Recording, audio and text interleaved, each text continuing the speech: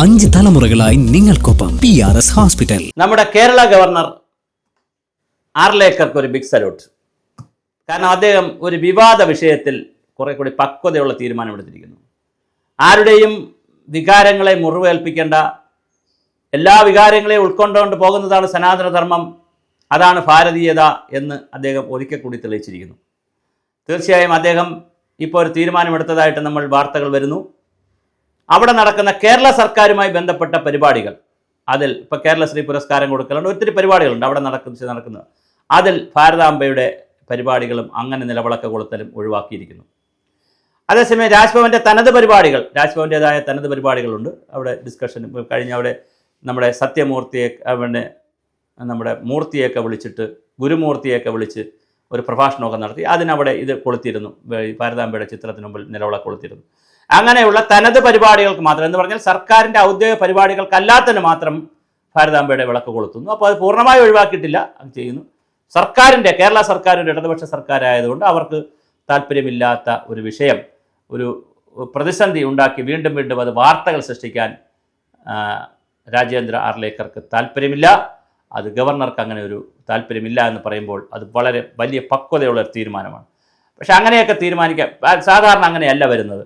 ഗവർണർമാർക്കും രാഷ്ട്രീയമുണ്ട്. പ്രത്യേകിച്ച് അവർ ഏത് ഭരണകക്ഷിയാണോ രാജ്യം ഭരിക്കുന്നത് അവരുടെ പാർട്ടിയിൽപ്പെട്ട തന്നെ മുൻ മുഖ്യമന്ത്രിമാരും മുൻ മന്ത്രിമാരും അല്ലെങ്കിൽ ഇപ്പോൾ വളരെ പ്രധാനപ്പെട്ട ആളുകളായിരിക്കും. പ്രത്യേകിച്ച് അല്ലെങ്കിൽ ഇപ്പോൾ BJP ഭരിക്കുന്നത് കൊണ്ട് RSSൻ്റെയോ സംഘപരിവാർ പ്രവർത്തനങ്ങളിലുള്ള ആളോ അല്ലെങ്കിൽ ഇങ്ങനെയുള്ള ആളുകളായിരിക്കും വരുന്നത്. ഇപ്പോൾ ആർലേക്കർ തന്നെ RSSൻ്റെ പ്രവർത്തകനായിരുന്നു, അതിൻ്റെ RSSുമായി നല്ല ബന്ധമുള്ള ആളാണ്. പക്ഷേ എന്നാൽ പോലും ഒരു പിടിവാശിയുടെ ആവശ്യമില്ല. ഇത് സംസ്ഥാനത്ത് കുറേ സമാധാനപരമായി പോകേണ്ട വിഷയങ്ങളാണ്, തർക്കങ്ങളിലും വഴക്കുകളിലും പോകേണ്ടതല്ല. ഇവിടെ ആരും ജയിക്കാനും തോൽക്കാനും ഇത് ഗോതയൊന്നുമല്ല, ഫുട്ബോൾ ഗ്രൗണ്ടൊന്നുമല്ല എന്നുള്ള നിലയിൽ വളരെ മനോഹരമായൊരു തീരുമാനം ഗവർണർ എടുത്തിട്ടുണ്ട്. അത് നല്ല സന്തോഷം നൽകുന്നൊരു തീരുമാനമാണ്.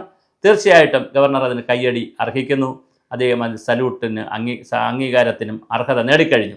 തീർച്ചയായും ഗവർണറുടെ തീരുമാനം നല്ലതാണ്. രാജ്ഭവനിൽ നടക്കുന്ന സ്വതന്ത്ര പരിപാടികൾക്ക് അത് ആയിക്കോട്ടെ, അത് രാജ്ഭവൻ്റെ ഒരു പ്രൈവറ്റ് പരിപാടി, രാജ്ഭവൻ്റെ പരിപാടിയാണ്. അതേസമയം സർക്കാരിൻ്റെ പരിപാടി, ഇപ്പോൾ കേരളശ്രീ പോലുള്ള അവാർഡുകൾ കൊടുക്കൽ, അതുപോലെ മറ്റൊരുപാട് കേരള സർക്കാരിൻ്റെ ഒരുപാട് പരിപാടികൾ ചിലപ്പോൾ രാജ്ഭവനിൽ വെച്ച് നടത്തേണ്ടി വരും. ആ രാജ്ഭവനിൽ വെച്ച് നടക്കുന്ന ഇപ്പോൾ റിപ്പബ്ലിക് ദിന പരിപാടിയുണ്ട്, അതിന് ചായ സൽക്കാരമുണ്ട്, അങ്ങനെ ഒത്തിരി പരിപാടികളുണ്ട്. അവിടെ പരിപാടികൾ നടക്കുന്ന സ്ഥലമാണ് രാജ്ഭവൻ. അതുകൊണ്ട് തന്നെ അത്തരം കാര്യങ്ങളിൽ നിന്ന് ഇത് ഒഴിവാക്കി എന്ന് പറയുന്നത് ഈ വിവാദത്തെ കെട്ടടപ്പിക്കാൻ, അല്ലെങ്കിൽ ഒരു മറ്റൊരാളിൻ്റെ വികാരം കൂടി ഏറ്റെടുക്കാൻ കഴിയുന്നു എന്ന് പറയുന്നത് വളരെ മനോഹരമാണ്. ഇതിലൊന്നും ഒരു പിടിവാശിയുടെയും കാര്യമില്ല. നമ്മൾ വിശ്വാസിയല്ലാത്ത ആൾ, വിശ്വാസമില്ലാത്ത ഒരാൾ, വിശ്വാസമുള്ള ഒരാളിൻ്റെ കാര്യങ്ങൾ ചിലപ്പോൾ പ്രൊട്ടക്റ്റ് ചെയ്യേണ്ടി വരും, അവിശ്വാസിയായിട്ടുള്ള ആളുകൾ തിരിച്ചു ചെയ്യേണ്ടി വരും, അങ്ങനെയൊക്കെ ചെയ്യേണ്ടി വരും. ചിലപ്പോൾ യുക്തിവാദത്തിൽ ഇരിക്കുന്ന ആളിന് ഒരു വിശ്വാസിയെ കൂടി സംരക്ഷിക്കേണ്ടി വരും. ഭരണഘടനയുടെ കീഴിൽ വരുമ്പോൾ എല്ലാവരും തുല്യരാണ്.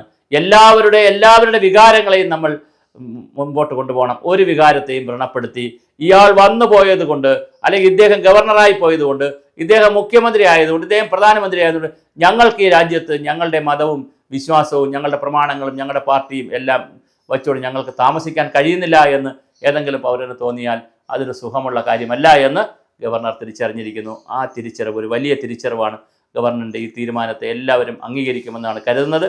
എന്തായാലും രാജ്ഭവൻ്റെ തനത് പരിപാടികൾക്ക് മാത്രമായി ഭാരതാംബയുടെ ചിത്രവും നിലവിളക്ക് കൊളുത്തലുമെല്ലാം പരിമിതപ്പെടുത്തി ഗവൺമെൻറ്റിൻ്റെ പരിപാടികളിൽ ഗവൺമെൻറ് കൂടെ ആലോചിച്ചുകൊണ്ട് എന്ത് പ്രോട്ടോക്കോൾ വേണം എന്നുള്ളതിനെ സംബന്ധിച്ച്, അല്ലെങ്കിൽ ഗവൺമെൻറ്റിനെ കൂടെ വിശ്വാസത്തിലെടുത്തുകൊണ്ടുള്ള ആചാരക്രമങ്ങൾ മാത്രമേ ഇനി ഉണ്ടാകൂ എന്നുള്ള അറിയിപ്പ് രാജ്ഭവനിൽ നിന്ന് വന്നു എന്നാണ് അറിയുന്നത്. അങ്ങനെ വന്നിട്ടുണ്ടെങ്കിൽ അത് കൃത്യമായി, ഞാൻ വീണ്ടും പറയുന്നു, ഗവർണർ രാജേന്ദ്ര ആർലേക്കറിന് ഒരു ബിഗ് സല്യൂട്ട്.